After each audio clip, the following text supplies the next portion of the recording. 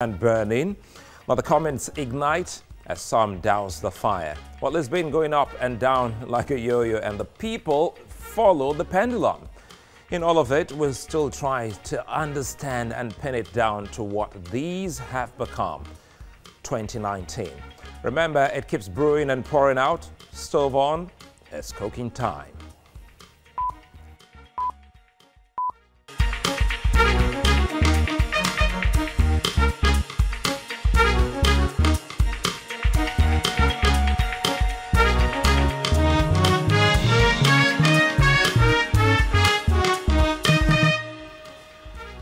It's Political Stew. I'm Sulaiman Aliyu. Welcome. Today we leave the kitchen to elsewhere to meet two very important Nigerians to discuss, well, what's happening in the polity. Well, it looks like the acting president loves the magic of Tuesdays. We'll recall it was only last Tuesday he fired Lawal Daura, the former DSS boss. It's another Tuesday today. No one's been fired, but an order has been issued. Professor Yemi Osinbajo has ordered the Inspector General of Police, Ibrahim Idris, to conduct a strict overhauling of the Swift Anti-Robbery Squad SARS. Now, this unit has been in the news space, oozing like burnt porridge dipped in soured milkshake. Don't get me wrong, I love milkshake, but not when it's soured. Well, SARS, a department of the police in Nigeria, has been menacing and high-handed in approach, usually arresting innocent Nigerians and impinging on the rights of the populace and rights of individuals as humans. What God help you if you're a guy sporting an earring or even dreadlocks. That's enough for SARS. Well, the IGP has full plate now, and we better let him deal with it. Now, will the police chief obey the acting president on this? Don't forget, we still can't remember, President Buhari, or rather forget when President Buhari issued an instruction to the big boss to move to Benue. As they say, let's play the wait and see game. Now, party politics is dominating the space. You can watch us live online on the go at TVC News, TVC News TV / live streaming. We're also live on YouTube, TVC News Nigeria Live, and on youtube.com / Political Stew. You can also catch all the past shows on our website, politicalstewng.com. You can also watch us live on Facebook as we go. Now, quite a lot has been happening, and we did leave the kitchen to speak with two Nigerians. And I'm so excited because today we'll be having a lady who will be speaking with us on what it is like to be in politics. But first, we have this talk about what's been happening, specifically what we saw about the invasion or otherwise, well, as investigations are still ongoing concerning what we saw with the hooded men moving into the Nigerian National Assembly and what has happened so far, and the back and forth politics within the APC, whether someone should leave or someone shouldn't be impeached or not. We have all of that. And again, the big moment of 2019, who will the losers or winners be? Some politicians are already having a peep of what exactly it is like. But I had a sit down with a man who was the minority leader in Nigeria's House of Representatives back in the day. And he's also a chieftain of the All Progressives Congress, Farouq Adamu Aliyu. And this was what we had. Honorable Farouq Adamu Aliyu joins us on Political Stew. Good to have you join us. Thank you. Viewers. A whole lot has been happening, very frankly, and your party seemed to have witnessed a huge, form of movement, some kind of exodus from your party towards the PDP. Sitting, down and looking back at what transpired, do you think that what happened would have been stopped? Well, I don't think it could have been stopped for so many reasons. One, unfortunately, politicians were very selfish. You could see these defections take place only when elections are about to happen. And it happened to us also. I mean, we, APC, gained in 2014 when people left PDP to join APC. But the difference between that time and this time, it's most of the people that left PDP to join us, probably in their thinking that it was going to be business as usual. Now, joining APC with the president in Buhari, things are not done normally. I mean, normal way of doing things in this country. So a lot of them was nothing out of ideology or anything out of fundamental difference, rather personal differences. Most of the people that left, like members of National Assembly, you could find out that they have issues in their states, local issues, in some cases. Like some of the senators have issues with the governors.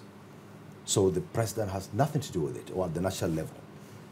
In some instances, like in the case of the Senate president, it was more personal. And he was accused, taken to court, and then came out clean. So while the process was going on, he took it personal that the government was after him. So he didn't have anything to do, he will not have anything to do with the government and the party again. You didn't think that the government was truly after him then? No. Because a lot of people would have thought that going by the politicking, that happened, that saw his emergence as the Senate president, as well as other leaders of the party or leadership positions of the National Assembly. Many thought that he went against maybe an unwritten rule or agreement of your party, and your party felt, shortchanged and hurt to the extent that they had to move in with all of its agencies to really bring him down. You see, these things are subjective. You see, unfortunately, how do you then prosecute people? How do you check whether things are right or wrong? Now, just because he went against the party and there are some allegations against him, I mean, the government needs to do the necessary. And if it's a matter of politicking, to do things for political reasons, probably some of these things wouldn't have happened. But we have a president who doesn't care. Actually, the people matter to him, the government, the system. So if anybody thinks that because of politicking, just like now people are moving, it is not a good thing. We're not happy. But then if certain things, they want certain things to be done based on politicking. That can never happen with Buhari. And the people of Nigeria should bear witness. Are these people moving out certainly because things are done fundamentally wrong? Or are they moving out, one, because of maybe just when they came in thinking that when they came into APC, we will win election. We did. So also now they are moving thinking that they will win election. Time will tell. And we're in democracy. Nigerian public should be able to decide. If Nigerians, in the wisdom of the people of this country, believe that, look, these guys who moved out are the right people to be followed, so be it. It's democracy. Leading up to this election, because I was also in the thick of things, covering, every bit of this process, 2014 before we got to 2015, you would have felt the pulse of the people. A lot of people actually truly wanted some kind of change. They wanted to see a change. And a lot of people were rooting for the president at that point in time. But it doesn't seem as if we're getting that same pulse from the people now as we move towards 2019. I totally agree with you. The pulse is not the same, but it's not fundamentally different. Yes, there is no much support, for the president like before, and I can also understand. People do not believe or understand that why should things be done this way. And now, mark you, this government came into being when everything went bad. So for you to get things back into the right direction, you have to go through these processes. Recession, inflation, oil prices, so many things that were wrong. Now this government is trying to, look, whoever comes would have to do certain decisions that this government has taken. So, as I said, back to the people. The people are supposed to decide. If Nigerians think that we should go back to the days of so much corruption, go back to the days of business as usual, go back to the days when you get contracts without tendering for them.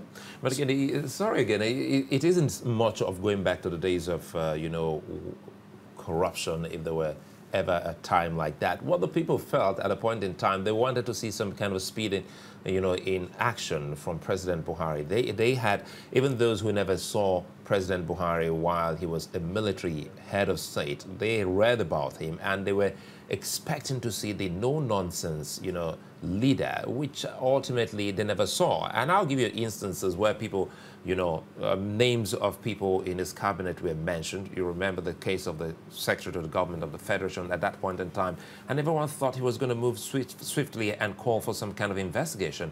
But it lingered for a long time, to the extent that it rubbed off on some good credit of the president. That's what a lot of people are saying at this point in time. But he's been investigated.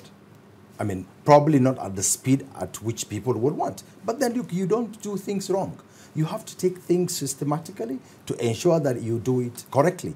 So that you look at most of the cases that EFCC is losing because of this kind of perception that, look, people should be arrested, people should be taken to court, and you do this thing in a haste and go and lose the case in the long run. So I don't blame the government for taking things easy, taking things slowly to ensure they get things right. So, I mean, we call on the people to be patient. Of course, that things cannot happen the way it used to happen. People cannot be protected because they know somebody. So Babachir has not been protected. Absolutely, he's out now and he's being investigated. I'm sure he's going to be prosecuted as well. You know, when news emanate, you know, concerning the sacked Director General of the DSS. Remember, this is not the first time. A lot of people have been talking about him. His name has always popped up when it comes to some issues, whether he's trying to obstruct justice, some kind of arrest of some individuals. And sometimes you would think that these are just mere rumors. But now that finally he's out of the way, we're getting to see that investigations are on concerning his matter. Before we get to the law court, you just realize that even though there's a leaked document from the police concerning its hasty sort of investigation, there's some sort of iota of, you know, truth in what people have been saying about the man who occupied that office at that time. Shouldn't this then mean that the government should take a pause, that, you know, look back and say there are so many other people that have been, or few people rather, that have been mentioned within our government, that we should now take, you know, a critical look into the activities and see if these people can be brought before, you know, justice. If everything you said is true, is it not the same government that has sacked him? Is it not the same government? If we hadn't seen what we saw, you know, that was just in our face, you know, all before the international community and the world. If that hadn't happened, do you think that anyone would have actually called to question Mr. Lawal Daura? Absolutely. Because, look, nothing has happened to show that he did these things deliberately.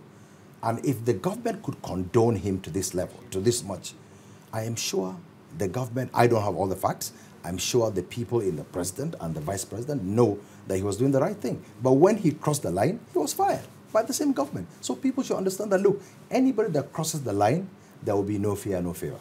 What would you expect the president to have done in, you know, other cases of other people that have been mentioned? Because now we're moving towards 2019, and these are issues that definitely will make for, you know, debates as we move towards 2019 election. You've been a great supporter of President Buhari. What are those things that you thought you would have loved to see as we move towards 2019, especially in the fight against corruption? Well, in the fight against corruption, everything to continue the way it is doing, but to continue the way it is. Yeah, but I'm coming. Slow. But the haste in taking people to court, or what I think the anti-corruption agencies are doing wrong, it's by probing people on the pages of newspaper. You go, like EFCC is going to invade somewhere, they carry media along with them. So by the time, you know, you are invited, everybody knows that you are invited and probably sure before going public. That should be done. But in terms of whether it's slow or fast, you also have to understand it's not just the government. You have the judiciary. these things have to go through processes.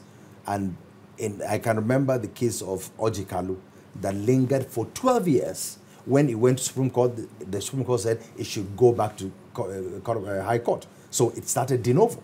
And you know this, and he filed no case submission, which was just dismissed about 2-3 weeks ago. So you understand, look, the system also needs to be rejuvenated. The judiciary also needs to come on board. The public also, the public who try to praise us when we get corrupt things, when we are corrupt, when we bring money, when we steal money, the elites, the masses also need to show us that, look, this is ill-gotten wealth. You should not be held in public. You should not, when you go to your village with things that you can't account for, people should not hail you. So these kind of things, I mean, it's a whole hog. The whole community, the society need to join the government in the fight against corruption. Now let's look at your political party and what has happened. We've seen the movement. We just talked about that at the beginning. And one man continues, you know, to stand out in all of this talk concerning 2019, and that's the Senate President. It would seem that that's a very big loss to the APC. Do you think your party is handling his movement to the PDP pretty well, knowing full well that your party has been about him leaving that seat, vacating the seat or the position of the Senate President, or the story of him being impeached? It's as if that's the big agenda for the APC at this point in time. One, let me also tell you and the public that, look, we in APC are not happy that he and others are moving. No, absolutely no. One person, each one of them they all have their supporters. So it's not nice they're leaving. But then what do? It's days of politicking. If they want to go, they can. Anybody who wants to go can go. But then as a party, for the Senate President, by name, yes, but I can tell you I'm from Jigawa State. The Senate President has probably 1 or 2 people there. So in terms of national movement, maybe chunk part of people in Kwara State have moved out, which is one state. It's bad, it's not nice, but at the same time, I think we can do with his, I mean, the party can do with his movement. And it's not that significant. No, that's what you mean. Absolutely, absolutely, it's not. But each vote counts. Each vote counts. But at the same time, as I said, what do we do? What do you do when he has made up his mind? He's been persecuted. That's what he thinks. So since he's been persecuted, allegedly, he will leave. So let him go. But then I am also 100% with the party. He should be impeached. If he can't be impeached, he should be honorable enough. Just the way Akpabio did. Akpabio was leaving the party. On what ground would you want him to be impeached? Because he has left the party that brought him to power to even become Senate President. Once a lawmaker, always a lawmaker. You were there before. And absolutely. I was there before him. Yes, absolutely. And I was a principal officer before him. And you witnessed what happened. I'm going to give you President now, the President Governor of Sokoto State, when he did move, Right Honorable Aminu Tambo, when he did move, your party rejoiced and they welcomed him with open arms. Exactly. They never asked him to vacate his seat at that point in time. It's the fault of PDP by not pushing. We in APC, we think what they did is wrong, and in fact, it's unconstitutional. And you think your push will be absolutely. thoughtful? Oh, absolutely. We will use every legal means to ensure Bukola Saraki is removed as Senate President. We shall do everything legally possible to remove him. Was your party part of what we saw at the National Assembly in terms of the siege? Absolutely no. You could see that members of APC were not even there. So how could we have been part of it? And the National Assembly was not reconvened. You remember they adjourned till sometime September 25th or so. So PDP members went on their own, arranged their siege on their own, that's what we think. And whatever happened, it was arranged thing by PDP. They did what they did, and they got the media. Because look, the way the media were there. The PDP got the media? Absolutely. They got everybody there. Has that been established? Well, we've seen most of your media, TVC, all of them. And look, the way it happened, you know it was choreographed. But again, when the media appears somewhere else, you don't say it's choreographed, but because this is some kind of politics going on, and you put in the blame on the media. Yeah, but you remember, yes. We always have scoops. Well, that's true. That's true also. But remember, I said the National Assembly was on holiday. How come you got only PDP members there? You know, in fact, 2 members of our party that almost got lynched. Farouq, Aliyu, tell me, don't you think that the police also, in all honesty speaking objectively, should also be indicted here? If the police is meant to keep watch over the National Assembly, and some people, some hooded people invaded the National Assembly without resistance, shouldn't us be asking the police, why didn't they arrest those hooded men who came to the National Assembly? If I were the acting president, I would have fired the IG as well. Because look, how come thugs were even at the National Assembly? Because that's the best way to describe those people who came there. Of course, thugs. And look, there were so many gates. The main gate, which was close to Eagle Square, how come they were not stopped there? How come they were able to get to the second gate where you do the clearance? So you know there must have been connivance by the police, by SS, and everything. And PDP, of course, that's what we're saying. Because only the PDP thugs were there, as far as we are concerned, when members of APC, 2 of them, went there, not knowing what was happening. They almost got lynched. It was on TV, shown. So you know that there was no, if it was arranged by APC, no member of APC, I mean, those 2 that went, shouldn't have been there. So it was, as I said, I put it to my friends in PDP, and look, we're not enemies. We're friends, we're family. I and Tambol are best of friends. But politically, he's left, I'm right. That's okay. I mean, so my friends and colleagues and family in PDP arranged the invasion of National Assembly by themselves. What do you think will come out of it? Now, you just said that you expect the president to have also fired the Inspector General of Police for that breach. What else do you see? Because this is not the first time the Assembly has been invaded. First, we saw people who came and hijacked the mace. And secondly, we're going to see hooded people. Do you think that the security chiefs who are supposed to protect that institution of democracy is doing a pretty nice job? First of all, you know, we have Sergeant at Arm. I mean, the Sergeant at Arm cannot be culpable in this because he takes care of the National Assembly as it is in there. But the police and the DSS, in particular the police, who are the overtly security agents, should be indicted before anybody. From the mace days, when the mace was, you know, taken, but nothing happened. Nobody was prosecuted, no investigation. So, I mean, I expect the government, which I think with this thing that has happened, the IG should go immediately. He should go so that the public... What's gone wrong with your broom? I thought you were meant to be sweeping all of this don't worry, it's dirt and anomalies, yeah, but you seem to be I understand. pretty okay with the... No, it's going to... Have you lost the broom? No, we have not. The broom is... in fact, it's iron broom now. I'm sure it's going to come soon, honestly.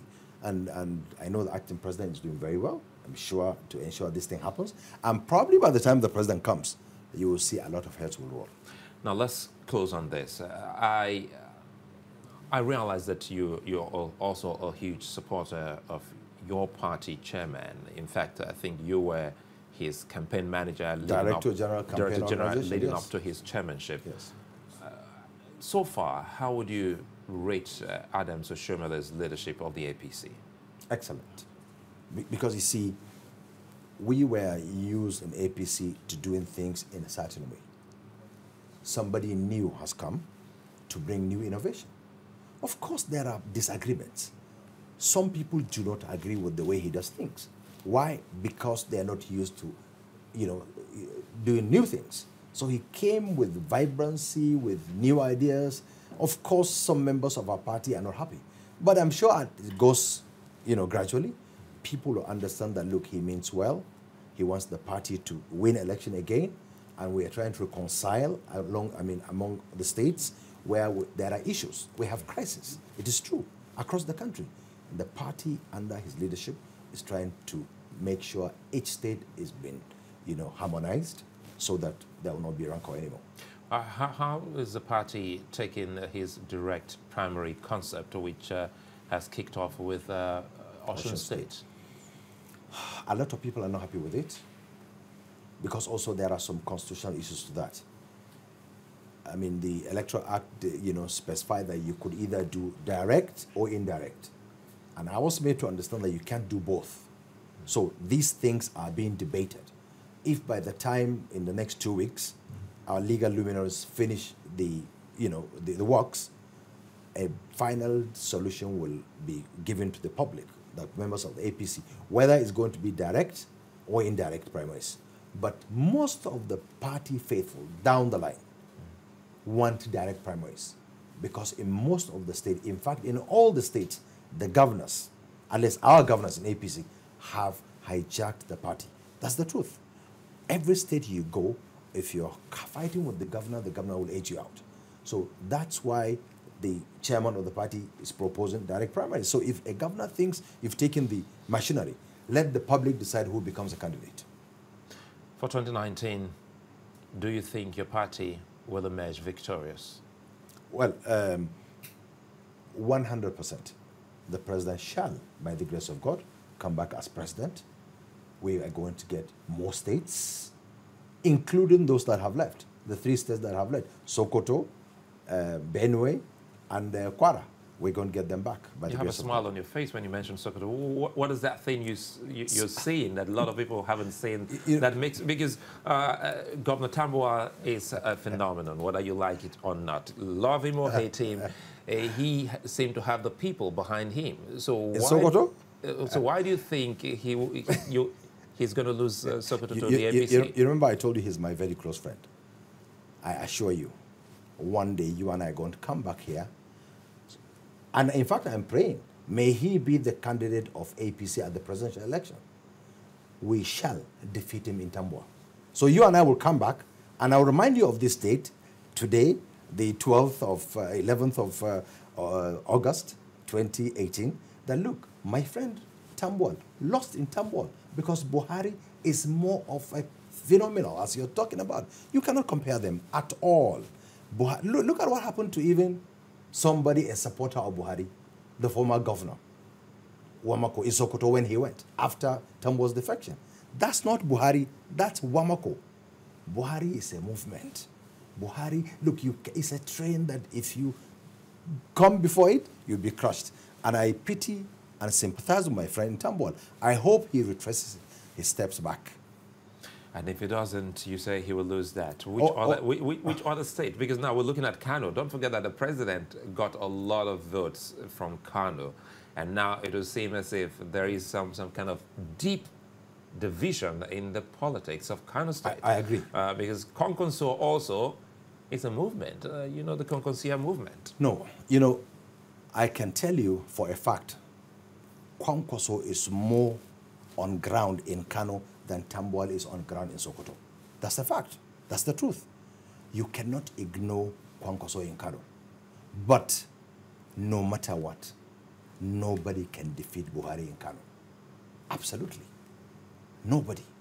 In fact, I also pray Konkoso gets the ticket of PDP. You will see Konkoso will be defeated in Kano by Buhari. Shekarau was a candidate of AMPP when he was assistant governor. Buhari defeated him there. So look, let's even not go there. I mean, our problem as a party is more of trying to reconcile perception, like in the North Central, where, like in Benue, where the governor is accusing the government in the center as sponsoring herdsmen. Unfortunate.